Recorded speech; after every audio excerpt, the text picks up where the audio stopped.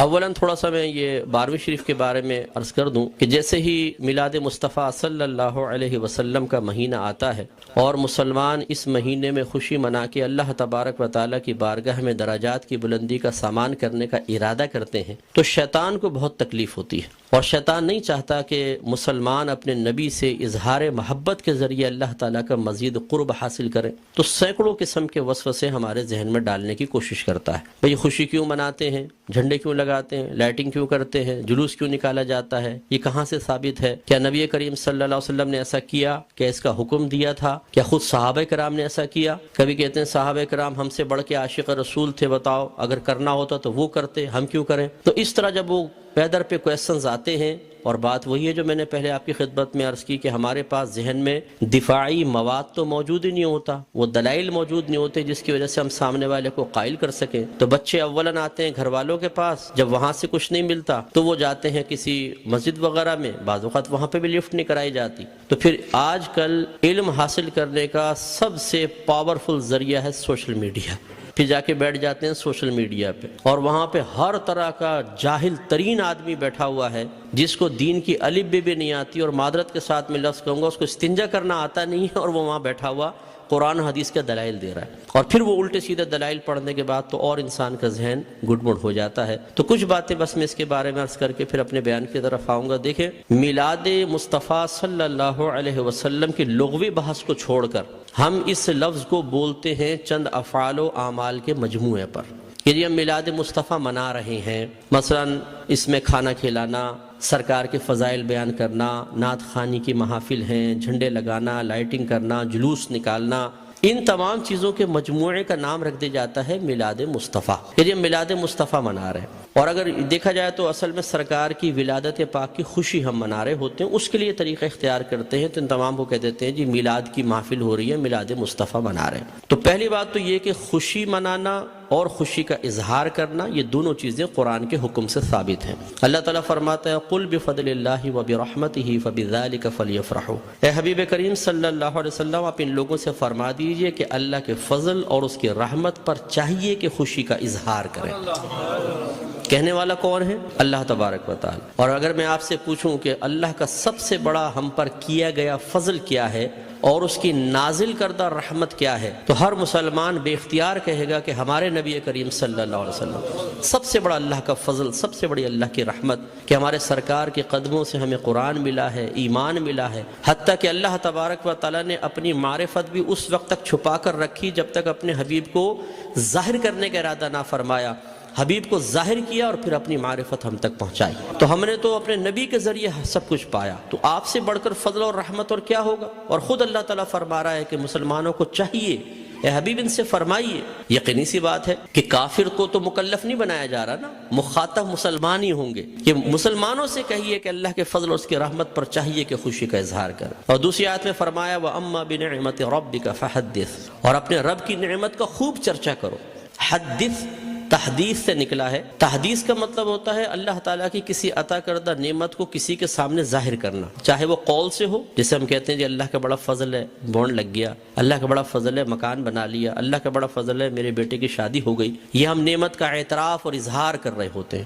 اور اسی طریقے سے مختلف اعمال و افعال سے بھی بعض اوقات تحدیث نعمت ہوتی ہے۔ ایک دفعہ ایک صحابی نبی کریم صلی اللہ علیہ وسلم کی خدمت میں آئے، جو پھٹے پرانے سے تھوڑے کپڑے پہنے ہوئے تھے، مفلوق الحال سے تھے، تو سرکار نے فرمایا کہ کیا تمہارے پاس کوئی مال نہیں ہے؟ عرض کیا رسول اللہ صلی اللہ علیہ وسلم الحمدللہ ہر طرح کا مال ہے، مویشی ہیں، دراہیم ہیں، دنانیر ہیں، باغات ہیں۔ تو سرکار نے شاید فرمایا پھر اللہ کی نعمت کا اثر آپ پر ظاہر ہونا چاہیے، اپنے آپ کو ایسا نہ رکھو بلکہ ایسے لباس پہنو، ایسی عادات و اطوار رکھو، ایسا طور طریقہ رکھو کہ لوگ جان جائیں کہ اللہ تعالیٰ نے آپ کو نعمتوں سے نوازا ہے۔ تو بتائیے کہ جب میلاد مصطفیٰ صلی اللہ علیہ وسلم آئے تو کیا ہمیں اپنے نبی کی اس طرح خوشی کا اظہار نہیں کرنا چاہیے تاکہ یہ ظاہر ہو کہ اللہ تعالیٰ نے ہمیں اپنے نبی کی سب سے بڑی نعمت سے نوازا ہے؟ جب عام دولت کے لیے سرکار نے فرمایا تمہیں اللہ نے دولت دی ہے، اس کا اثر تم پہ ظاہر ہونا چاہیے، اس نعمت کا اثر ظاہر ہونا چاہیے، تو بتائیے کہ جب میرے سرکار تشریف لائے اس نعمت کا اظہار کیوں نہیں چاہیے؟ تو یہ دونوں چیزیں قرآن سے ثابت ہیں، تو خوشی منانا اور نعمت کا اظہار کرنا، جب اللہ تعالیٰ نے اس کا حکم دے دیا، اجازت دے دی، تو پھر ہر وہ طریقہ اختیار کرنا جائز ہوگا جس کو قرآن اور حدیث نے منع نہیں کیا ہے۔ یہ اچھی طرح اصول یاد رکھیے، کسی چیز کے جائز قرار دینے کے لیے دلیل نہیں چاہیے ہوتی، کسی چیز کو ناجائز قرار دینے کے لیے دلیل درکار ہے۔ مثال کے طور پر میں آپ سب سے پوچھتا ہوں، جو آپ نے ٹوپیاں پہن رکھی ہیں جائز ہے کہ ناجائز بتائیں؟ بولیں، لائیں، ثابت کریں قرآن و حدیث۔ حضرت ثابت کریں کہ ایسی ہری پٹی نیچے اور اوپر سفید ہو، قرآن حدیث سے ثابت کریں۔ کر سکتے ہیں آپ؟ تو آپ کہیں گے بھی قرآن و حدیث سے اگر میں ثابت نہیں کر سکتا تم یہ بتاؤ کہ یہ جائز ہے ناجائز؟ اگر کہتے ہو ناجائز تم ثابت کر دو، میں نہیں پہنوں گا۔ اس طرح آپ نے چشمے پہنے ہوئے ہیں، آپ اس وقت رات کے تقریباً 9:30 بجے یہاں بیٹھ کر بیان سن رہے ہیں، لائٹنگ ہوئی ہے، یہ پکی چھت کے نیچے آپ بیٹھے ہوئے ہیں، میں مائک پہ بیان کر رہا ہوں، آپ اس کو سن رہے ہیں اسپیکر کے ذریعے، تو کیا یہ سب قرآن و حدیث سے ثابت ہے؟ یقینی سی بات ہے کہ نہیں۔ لیکن کیا یہ منع ہے؟ جب منع نہیں ہے تو پھر جائز ہے۔ یہ پہلا اصول یاد رکھیے گا۔ تو اگر کوئی آپ سے کہتا ہے کہ میلاد مصطفیٰ جائز ہے، آپ کہیں بالکل جائز ہے، وہ کہے قرآن و حدیث سے ثابت کرو، آپ کہیں کہ چلو میں بعد میں بولتا ہوں، پہلے تم یہ بتاؤ کہ ناجائز ہے کہ یس، تو تم ثابت کرو۔ کوئی ایک آیت لا کر ایسی بتائیں، کوئی حدیث جس میں اللہ یا رسول نے فرمایا ہو کہ میلاد مصطفیٰ نہ مناؤ، اور جب اللہ تعالیٰ اس کے رسول منع نہ کر رہے ہوں تو پھر آپ اور میں کون ہوتے ہیں منع کرنے والے؟ بعض کہتے ہیں کہ جی سرکار نے ایسا نہیں کیا، صحابہ کرام نے نہیں کیا، نہ اس کا حکم دیا۔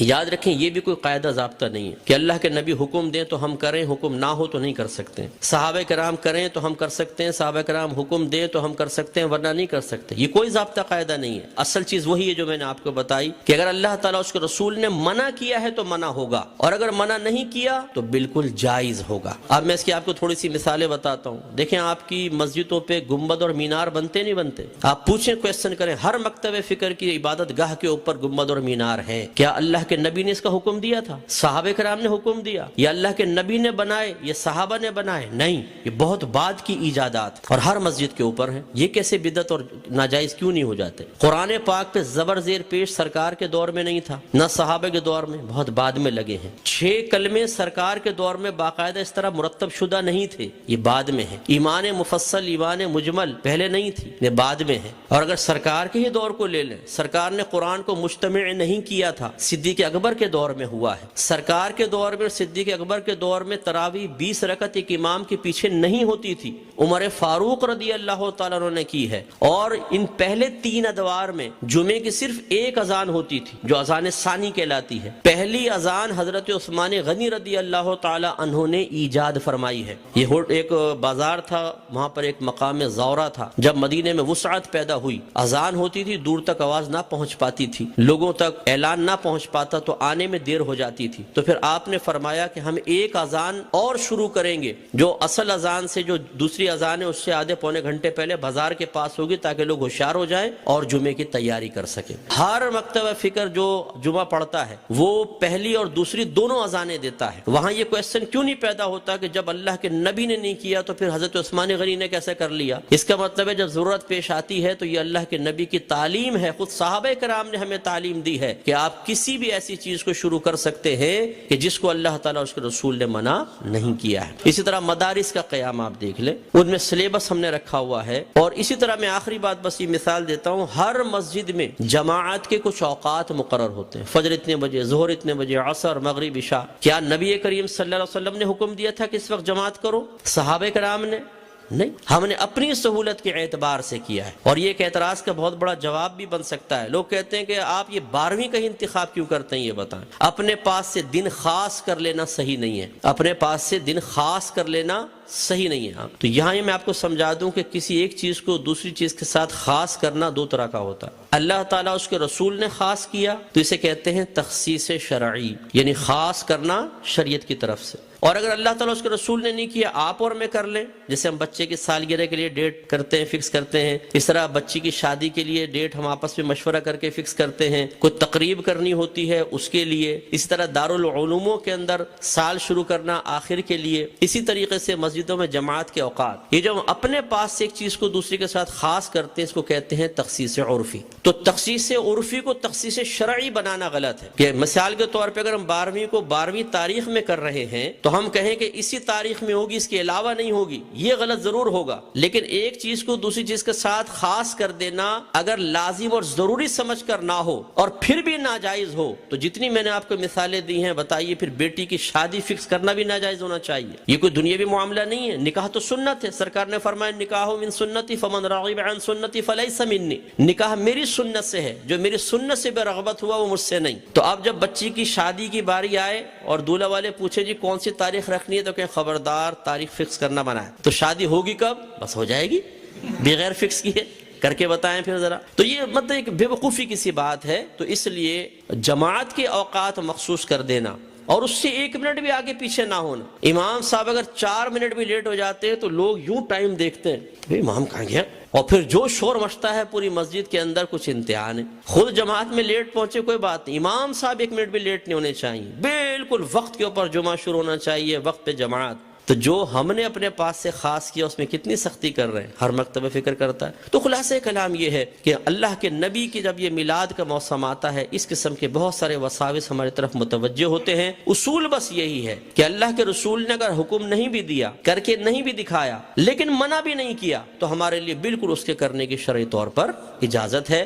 اگر حکم کا انتظار کریں تو پھر ہر چیز کے اندر غلام کو حکم کا انتظار کرنا چاہیے. اور جب آپ حکم ڈھونڈنے کی کوشش کریں گے تو کاروبار زندگی رک جائیں گے. ہزارہ چیزیں ایسی ہیں جن میں سرکار کے احکام موجود نہیں ہیں. تو بس اصول شرعی ہوتا ہے کہ جہاں سرکار کا حکم موجود نہ ہو، خاموشی اختیار فرمائی ہو، منع نہ کیا ہو، یہ اس کے جائز ہونے کی دلیل ہوتا ہے. تو میلاد مصطفیٰ منائیے. الحمدللہ جنہوں نے یہ کیا ہے انہوں نے فیض پایا ہے. ابو لہب جیسا شخص آپ جانتے ہیں کافر تھا، سرکار کا چچا تھا، کافر شخص تھا اور بدترین کافر، دشمن اسلام. لیکن جب اس کی لونڈی ثویبہ نے آ کے خوشخبری دی کہ مبارک ابو لہب تیرے ہاں بھتیجا پیدا ہوا ہے، اس نے ہمارے نبی کی خوشی میں آزاد نہیں کیا تھا، اپنے بھتیجے کی خوشی میں کیا تھا. لیکن وہ بھتیجا تھا تو اللہ کا نبی. تو اللہ تبارک و تعالی نے اس کو اس برکت سے نوازا کہ جب اس کا انتقال ہوا اور یہ جہنم میں گیا ہے، اس کے خاندان والوں میں سے کسی نے اس کو خواب میں دیکھا تو پوچھا کہ ما فعل اللہ بکا، اللہ تبارک و تعالی نے تیرے ساتھ کیا معاملہ کیا؟ تو اس نے جواب دیا کہ بہت سخت عذاب میں ہوں،